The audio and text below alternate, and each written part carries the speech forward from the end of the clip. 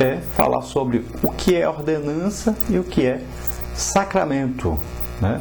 Porque a ceia, existe aí várias maneiras de se celebrar a ceia e de se crer o que representa realmente os elementos da ceia. Quais são os elementos da ceia? O pão, representando o corpo de Cristo, e o vinho, que é o suco de uva, não é bebida alcoólica, né? Por que vinho? Porque o produto da vinha, a árvore que produz o vinho é a vinha. Por isso foi traduzido como vinho, né? E o vinho, o suco da uva puro, sem água, sem mistura com água, ele então é um suco puro da uva, que era tomado. Jesus transformou água em vinho, esse vinho, né? Eles bebiam esse tipo de vinho, um suco de uva puro. Agora, se ele for tomado em excesso, ele vai se misturar com a água do estômago, né? E vai ficar com teor alcoólico. Então tem que tomar pouco suco de uva. E se a bebida for alcoólica, o que aconteceu se o vinho for alcoólico? Porque ele foi misturado com a água, houve uma fermentação e aí ele se tornou bebida alcoólica. Mas aqui na ceia se serve suco de uva em pequena quantidade, né? Em Corinto estava acontecendo o contrário. Estavam fornecendo ali, os ricos levavam muito suco de uva, acabavam se embebedando e levavam comida, muita comida, enchiam-se de tanta comida, se empanturravam. E quando chegavam os pobres, que não tinham como levar muito vinho, levar comida, acabavam ficando sem comida, porque eles não tinham. E isso demonstrava a falta de espiritualidade daqueles crentes. Então, nós sabemos que existe essa diferença entre aí a visão dos elementos da ceia. Por exemplo, a Igreja Católica Apostólica Romana, ela acredita na transubstanciação e para ela a ceia é um sacramento. O que é um sacramento? Uma coisa que vai causar aí um maior contato espiritual e que vai influenciar na salvação da pessoa. Então, para eles, aí o casamento, o batismo, a ceia, então, crisma, né? Então, são coisas que vão influenciar na salvação. Se não fizer, não será salvo, né? Já o que é uma ordenança para nós evangélicos, a ceia, ela é uma ordenança, ou seja, foi ordenada. Jesus disse, fazer isso em memória de mim. E nós obedecemos a Cristo. Mas nós não consideramos a ceia como alguma coisa que vá nos levar para a salvação, ou que dependa da ceia para nós sermos salvos. Nós somos salvos pelo sacrifício de Jesus na cruz do Calvário. Nós somos salvos pela graça de Deus por meio da fé no sacrifício de Jesus. E não porque fomos batizados ou porque ceamos, nada disso. O ladrão da cruz não teve tempo de batizar-se, nem de cear, né? Muita gente, a gente ora por eles no hospital, eles não têm tempo de fazer isso, e são salvos. Então, a salvação não depende das coisas que nós fazemos, mas depende do que nós acreditamos. Então, na nossa fé, e é pela graça de Deus, não por merecimento, não porque nós fizemos alguma coisa. Então, essa é a diferença. A ordenança é uma ordem de Cristo e nós obedecemos. Não influencia na salvação participar da ceia ou não. Já aí o sacramento, que é adotado para a Igreja Católica Apostólica Romana e outras igrejas, então, para eles, a salvação depende dessa participação na ceia, no batismo e outras coisas. Consubstanciação, transubstanciação. A transubstanciação, já a palavra transa quer dizer transformar, então é a crença da Igreja Católica Apostólica Romana e algumas igrejas que se dizem evangélicas, né, e que estão incluídas aí no ecumenismo.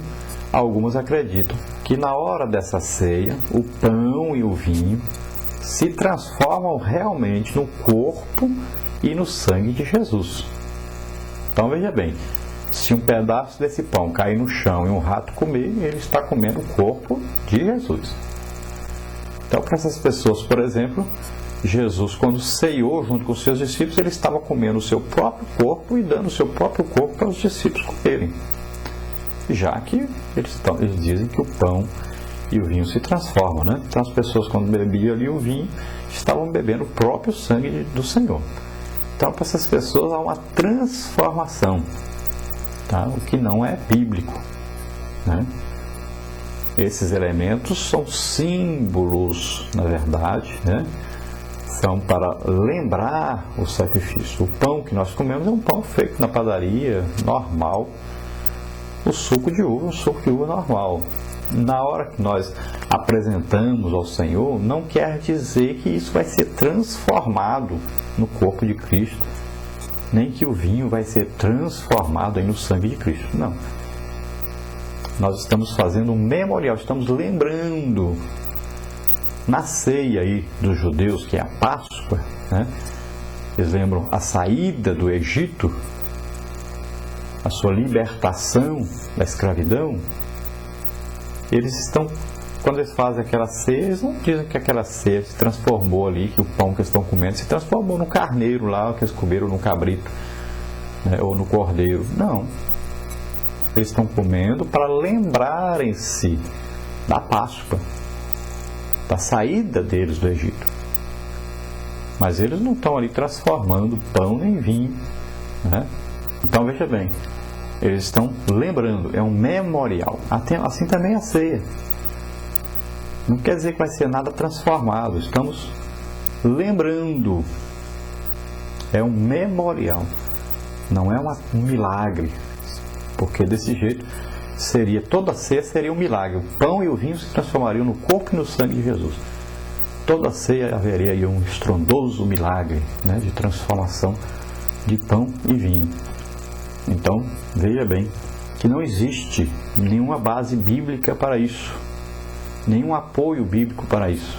Nós vamos ver Jesus transformando as coisas materiais, né, e fazendo com que essas coisas se transformem em um ser humano. Então, são coisas assim, fáceis de entender, mas que, por causa dos dogmas, das ordens que vêm de cima para baixo, as pessoas acabam se submetendo a essas coisas absurdas, né? Então, na Igreja Católica Apostólica Romana, é aí a celebração da Eucaristia, né, que é um dos 7 sacramentos da Igreja Católica. E, segundo o dogma católico, então, Jesus Cristo se acha presente, então, sob as aparências aí do pão e do vinho. Para eles, o pão e o vinho foi transformado. E ali existe para eles, então, o corpo e o sangue do próprio Jesus, né? A alma, a divindade mesmo. E isso é que geralmente se entende por transubstanciação. Acreditamos que existe ali realmente a presença de Jesus conosco. Ele diz: onde houver 2 ou mais reunidos em meu nome, ali eu estou.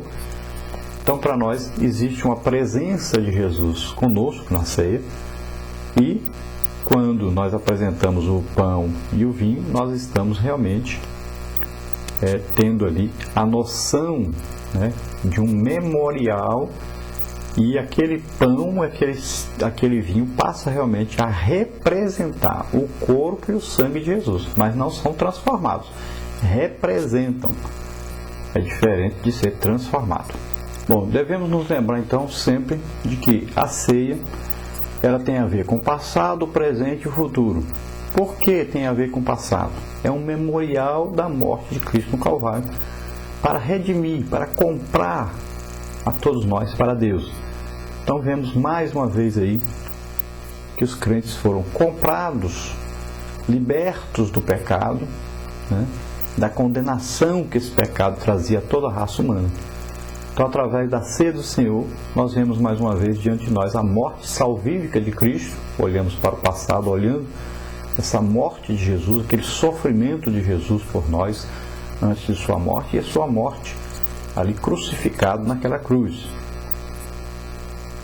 E vemos aí o significado redentor para a nossa vida, ou seja, a libertação nossa do poder do pecado. Então saímos do reino das trevas para o reino da luz, do reino de Satanás para o reino de Deus. Então a morte de Cristo é a nossa motivação maior para não cairmos em pecado e para nos abstermos de toda a aparência do mal. Em segundo lugar, nós temos aí o presente. Então a ceia tem a ver com o presente. É um ato de comunhão com Cristo e também de participação dos benefícios da sua morte sacrificial e, ao mesmo tempo, comunhão com os demais membros do corpo de Cristo.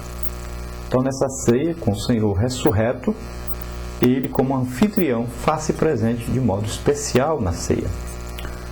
Então, o crente deve se lembrar disso e deve sentir realmente essa presença do Senhor